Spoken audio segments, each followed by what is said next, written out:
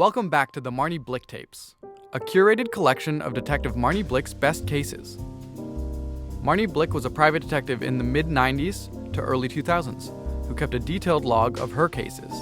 And we, me Nicolas Sato, and me, Antonius Nazareth, have gotten access to these files and begun organizing them to share them with the world one case at a time. Marnie Blick was paralyzed from the waist down, so like many of us during the 2020 pandemic, she was forced to work from home. And after a brief hiatus, she returned by sending her assistant, Finn Graham, out to do field work and report back to her by phone. She recorded all those calls and documented all the interviews taken by Finn. So that's what you'll be listening to, those tapes, calls, and recordings as we work our way through each case. Which brings us to today's case, the case we've named The Deceptive Drowning of Nick the Fish Turner.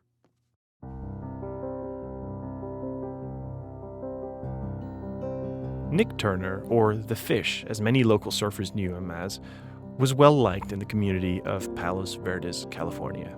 He had dirty blonde hair and was in great shape, and had a smile that was described as very warm. He was a former real estate agent who, within the past few years, had started a journey into music as a hip-hop producer. He partnered up with a rapper from Los Angeles called Andre Cooper, and together they formed a group called Petty Cash. The two had been celebrating a recent deal with Ruthless Records the night prior to Nick's death. Nick's only public negatives were his use of pot and frequent noise complaints for the loud parties he threw. He was only 26 when he died. August 19th, 1996.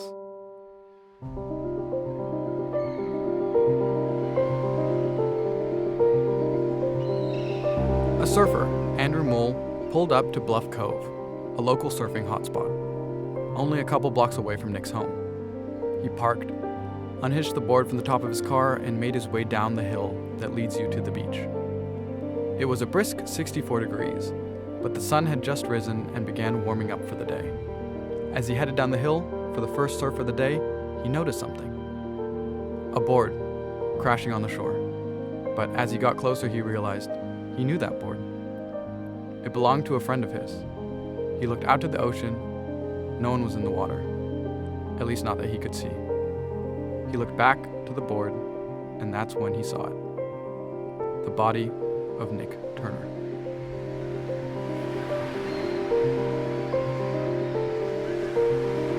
The police concluded that Nick died from drowning.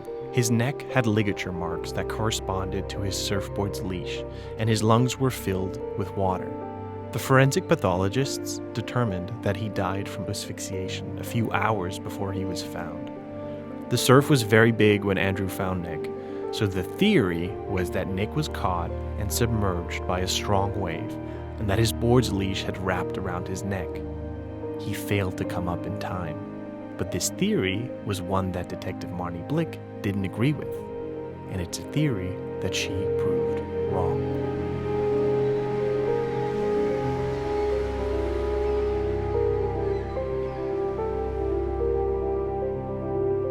Hello? Hi, Drew. This is Detective Marnie Blick. Oh, hi. Thanks for calling me back. Of course. How are you? I'm cool. How are you? Andrew Mole stands at 5'6", a short, buff, hairy man with a thick beard. In a photo from around this time, he looks like he could be in his early 40s, so we were surprised to find out he was actually only a few years older than Nick. What you're hearing is an early call between Andrew and Marnie. I just listened to your message, and I would like to get a scope of what happened, from your point of view. Yeah, sure. I can do that. Great. Like, right now? Yes, if you have time. Yeah, totally. I can do that. Do you want me to start on the day? Yes, that'd be great. And if it's all right with you, I will be recording this conversation. Totally, yeah, of course. So, should I just go? Yes, please explain to me what happened on the morning of August 19th. Alright. So I don't really remember much of the morning, but I probably woke up and ate some cereal and put my wetsuit on and jacket, and from there went down to the bluff. I parked my car next to Nick's car, and you have to walk down this hill to go down to the beach. And as I was walking down, I saw Nick's board crashing on the shore. I thought he might have just biffed it on a wave, but as I got closer, I finally saw that there was a body rolling on the shore as well. So I ditched my board and I rushed over, and when I got there, he was gone. So when you got there, Nick had already passed? Yeah, that's what the cops said. He wasn't breathing or anything. And you called the cops? Yeah, I tried some CPR on Nick, but it was too late. So I ran back to my car. There's a payphone next to the entrance. And after they arrived, they took Nick? Yeah, they brought him to the hospital, and they told me, or his dad told me, that he actually drowned. The report also says he has ligature marks around his neck. Yeah, they said it was probably marks from his leash. They said it got wrapped around his neck when he went under. And the mark match his surfboard leash. I don't know. Sorry, yeah, I'm reading aloud. I have the report in front of me. Oh, gotcha. But then things changed when you went to his funeral. Yeah, his paddle out. It's a thing people do here, where you like paddle out into the ocean. It's like a mini funeral with friends and stuff. When was this? It was at the beach. It was 2 days after, on a Wednesday. So shortly after. Yeah, me, like 5 other dudes paddled out at like 6 a.m. And the water was super calm. It was like 2 days after, and I thought that maybe the water was chill on a Monday too. So I called up Surfline, and they confirmed it. The waves didn't even pick up until like 7:30 when I got there. I see. So that felt strange to you. Yeah, the fish is a good swimmer. Like, he'll come out and surf no matter what. Even when he was totally sloshed. There's no way he could have drowned in such small waves. There's no way, dude. So you think that someone murdered him and dumped him in the ocean? I mean, yeah, possibly. There's some crazy people here. I just know that Nick wouldn't have just drowned. Like, if you grew up here surfing, then there's just no way you drown, especially on a calm day, I'm telling you. Okay, I understand. Did Nick have any enemies, or was he involved in any criminal activity? Nick's dad and him don't see eye to eye, and his dad got sued because of an accident at one of Nick's parties. His girl Tina, they fought sometimes. I think she's cool though. He had been hanging around with a lot of people from LA. They can get kind of sketchy. Were you pretty close with Nick? Yeah, I think so. I mean, I'm like his closest surfing friend. Nick was friends with a bunch of people, so they could be like separate. What do you mean? I don't hang out with his friends, like his rapper friends, or like I haven't gone to his place beside when he throws a party or something. Okay. I get it now. Yeah, I mean, there's like surf friends, music friends, party friends, real estate friends. He's kind of the guy everyone knows. So he's a pretty likable person. Yeah, he was an awesome guy. I know this is a tough time, but I will do my best to clear things up. Thanks, I appreciate it, Detective. You're welcome. My assistant Finn will be flying out in the next few days. If you hear of any new information, please contact me on the same number. Okay, cool. Thank you.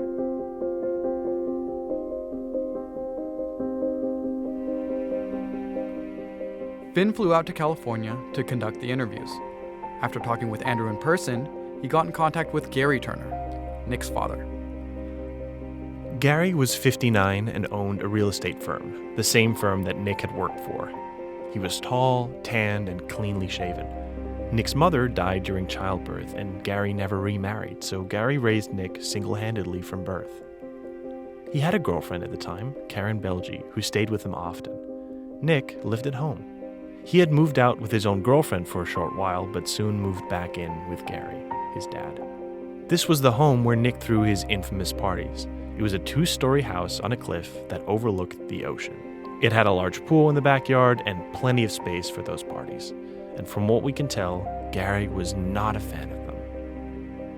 After getting in contact with Gary, Finn made plans with Gary at his home for an in-person interview as well as for a tour of the house. Flight's the flight. Thanks for asking. Can I get you some water? No thank you. Appreciate it. If you could sit down for me, we can start the interview. Sure. Okay, shoot.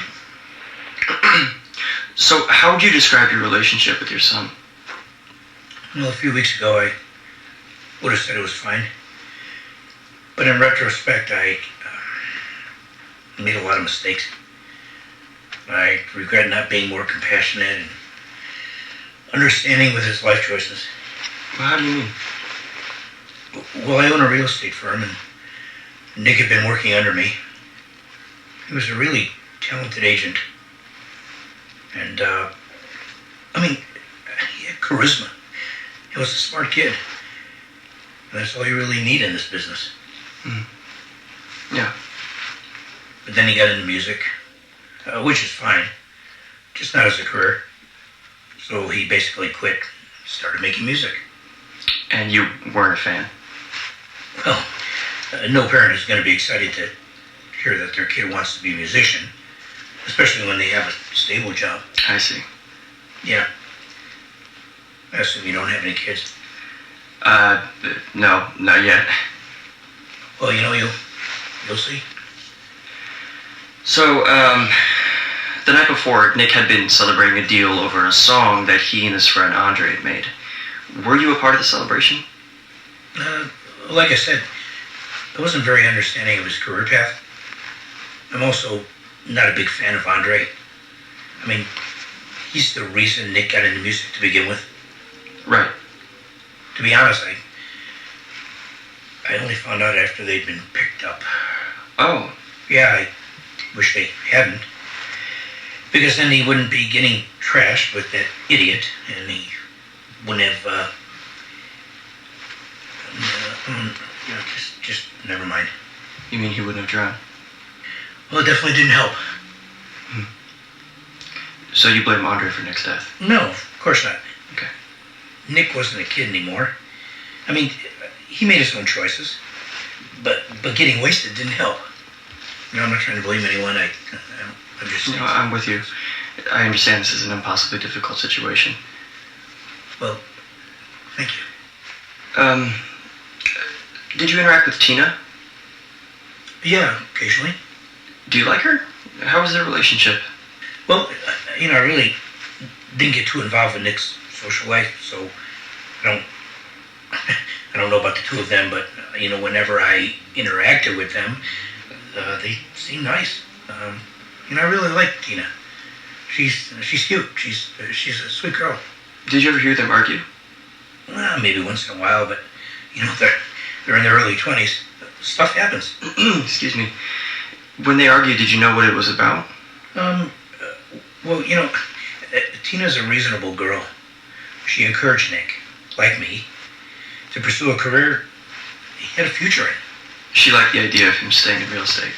Yeah, I think she saw what it could get you, and she's not dumb. So Tina was a good influence, and Andre wasn't. Yeah, I don't know the kid that well. He's not the sharpest tool in the shed. And once Nick started hanging out with him, is when he started partying more. What is Andre like? I don't know him too much. But like I said, I wouldn't call him sharp. He would just come here, hole up in Nick's room. They'd do their music thing, raid my kitchen. That was funny. But that's about it. I'm not the biggest fan. He's a cocky kid, and with not too much to show for it. Do you know if Nick was into drugs? I have to ask. I don't know.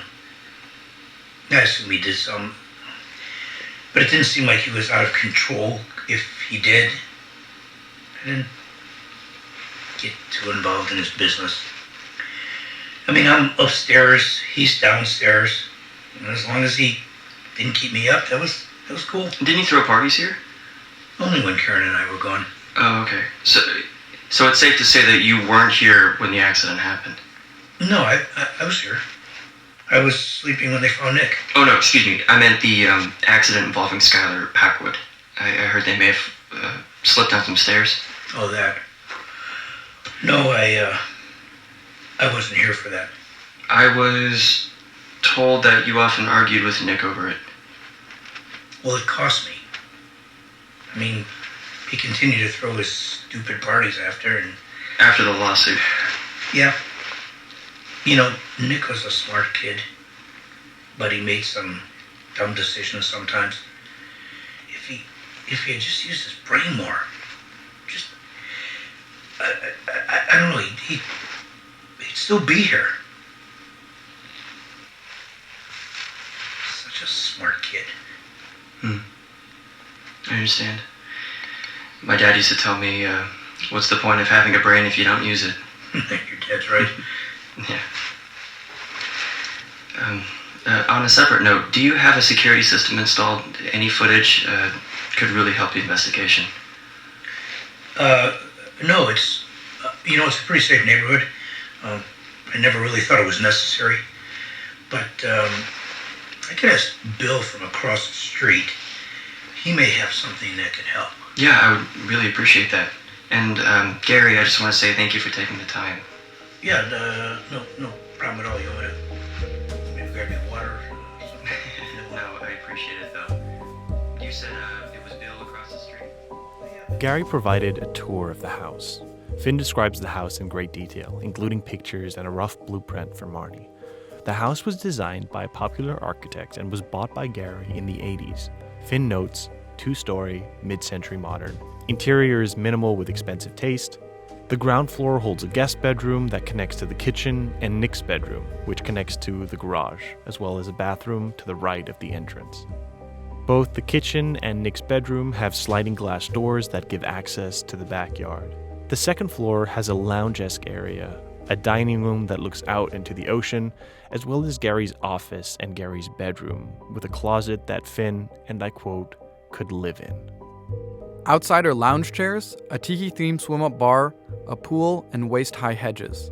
The yard overlooks the ocean, and once in a while, a mist will cast over the yard from the waves crashing on the cliffside. Gary also introduced Finn to his neighbor, who provided security footage of the night and morning of Nick's death. The grainy black and white footage only showed a part of the garage and had nothing of note the night before. The only notable footage was in the morning. Of the garage door opening, Nick's truck loaded with Nick's surfboard pulling out, pausing for a few moments before the garage began closing again. And then, the truck speeds off. Marnie's only note was, why would Nick take off so quickly? The surf wasn't great according to Drew, so there shouldn't be a rush to get out there.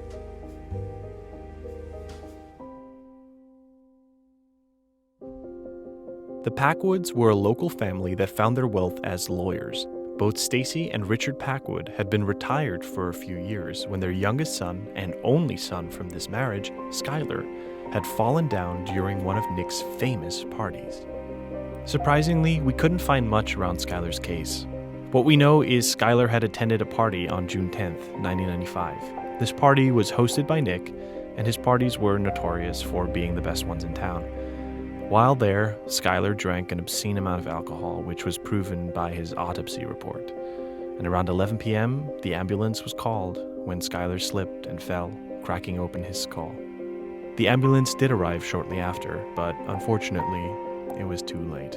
Skylar was declared dead that night. Stacy and Richard filed a lawsuit quickly afterwards, but eventually settled out of court. All of Marnie and Finn's attempts at contacting the family were either unheard or ignored. They later found out that Stacy and Richard had flown to Italy a week prior to Nick's death. The only record of any contact was this. Hello? Oh, hi. Is this Richard Packwood?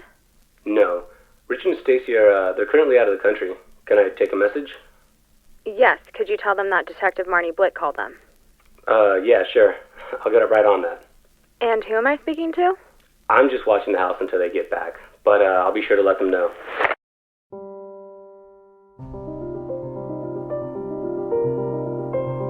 Marnie had Finn interview several friends and family members as they continued to discover more about Nick and his life. The general consensus? Nick was a lovable guy who had an affinity for the social life. In Marnie's files, we actually also found the song that had blown up for Nick and his collaborator, Andre.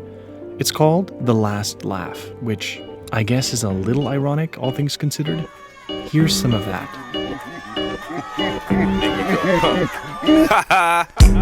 I got the last laugh. They tried to slow me down, now they want an autograph. Call me a joke, I bet you broke. Now you the riff-raff, yeah, I got a big laugh. I got the last laugh. They tried to slow me down, now they want an autograph. Call me a joke, I bet you broke. Now you the riff-raff, yeah, I got a big laugh. They got me laughing all the way to the bank. They built a castle out of clay, I'm a tank. Any water? Oh no, that's sweet of you. I'm fine. This is Tina Brown, Nick's girlfriend. She lived in Torrance, a 20-minute drive away from Palos Verdes. She had long, straightened hair, a soft smile, and was almost as tall as Nick at 5'8". She was 24 and studying to be a nurse. They had been dating on and off for 3 years, but had been official for a little over a year. She lived on her own, paying the rent by working at a nearby bakery. Don't worry, we're just looking over things again. Why would you do that if it's already been decided, if the case is already... There are some oddities, but it could honestly be nothing. It's really nothing to worry about. I'm here to make sure the investigation was thorough, that's all. What are the oddities, though? It's confidential. Do you mind sitting down? I'm supposed to be the one asking the questions. Sorry. No, it's okay. So, can you tell me a bit about your and Nick's relationship? Okay. Well, Nick and I broke up 2 days before he passed. I see. And if But I was clear about that. I already told the police officers before. So you broke up 2 days before the accident. And who broke up with whom? Nick broke up with me. I mean, I'm not surprised. He complained about how, I wasn't supportive of his... That's mainly what we fought about. That I didn't believe in his dream, music, and that stuff. Were you okay with the breakup? Of course I was. Did it upset you?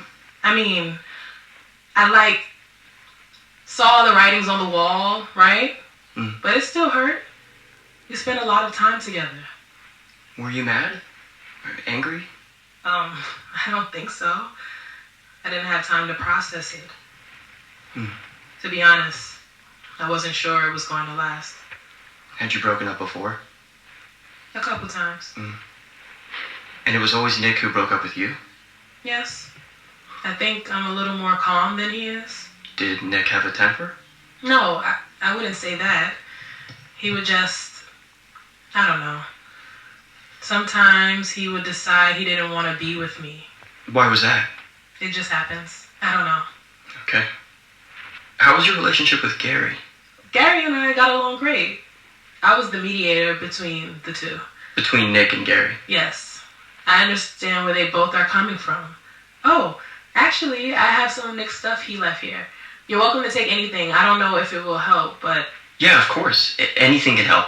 And actually, after you're done with everything, then could you give it to Gary? He may want some of it. Yeah, of course. Thank you so much. The items given were recorded, mainly consisting of clothes, CDs, and VHS tapes. And thanks again for taking the time with us. So, anyway, have you interacted with Andre? Yes, plenty of times. What's he like? Like, as a person? Or what's our relationship like? I'd say both. Okay. Andre he's a cool guy, I guess. We don't really see eye to eye. Weren't you friends with Andre first? I knew Andre first, but we were never friends. Okay. How did you and Nick meet exactly? I was just through Andre. It was just through Andre and his crew that I met Nick. My friend Nia was dating Andre's friend Marcus.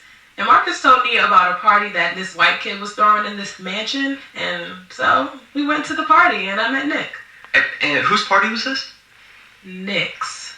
Oh, okay. I wasn't following. I'm sorry. That's okay. Yeah, the white boy was Nick. Got it. I see. Okay, so you met Nick at his own party. And how would you describe Nick? He parties, but he's a really a sweet guy. A real people person. He knows how people work and how to get them to like him. Would you say he's manipulative? No, I don't think so. It's not sinister or anything. He got people to do stuff for him, sure. But he would do anything for his friends. Maybe more for them than for me. Was this a problem for you? No, I mean, sometimes he partied too hard with them, which would be irritating, but I'm independent. I didn't need Nick. Okay. Back to Andre. What's he like?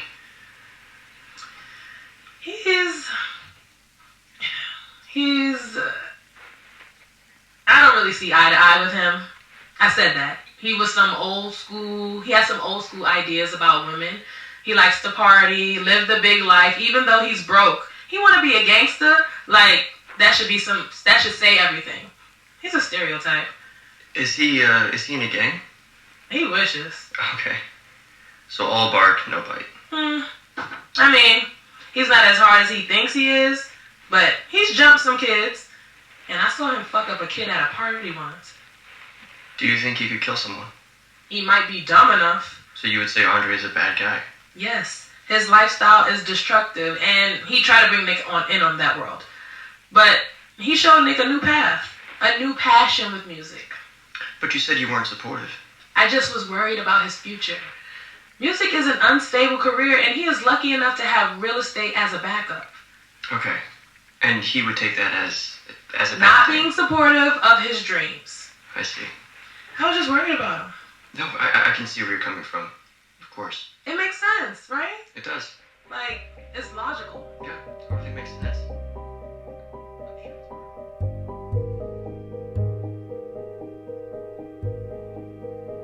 Finn had sent Marnie a copy of the tape that he had gotten from Gary's neighbor, the security footage showing Nick's truck being backed up and speeding off towards Bluffs Cove. Marnie must have just received it or just watched it. Here's a call between Marnie and Drew soon after Marnie watched the tape. So why do different boards have a different amount of fins? Yeah, well, they're good for different things. Like, Nick and I ride singles because we like to walk the board. You like to walk the board? Oh, you walk from the back of the board to the front. Have you heard of toes on the nose? Oh, yes. And is it uncommon to have one fin? Yeah, 3 fins is most popular. It's like the standard. Did Nick have more than one board? Not to my knowledge. He didn't use it. Whenever he was with me, he just had a single fin. After another conversation with Gary and an in-person investigation with Finn, they could only find evidence of Nick owning one surfboard, confirming Drew's claim. But when Marnie reviewed the tape, she noticed something. The board that stuck out of the truck, it had 3 fins. But after reconfirming with the police files, the board that was connected to Nick the day he drowned, that board only had 1.